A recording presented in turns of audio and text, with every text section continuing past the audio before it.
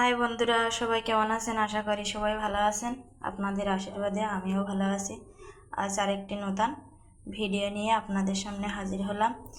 দেখুন, এখানে কুটে রেখেছি পেঁপে আর আলু, আর এই যে আছে মাছ, তেলাপিয়া মাছ।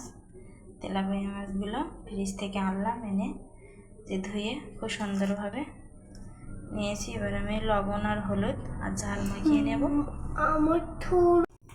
এই দেখুন, আমি সুন্দরভাবে লবণ আর হলুদ মিশিয়ে নিয়েছি মাছে।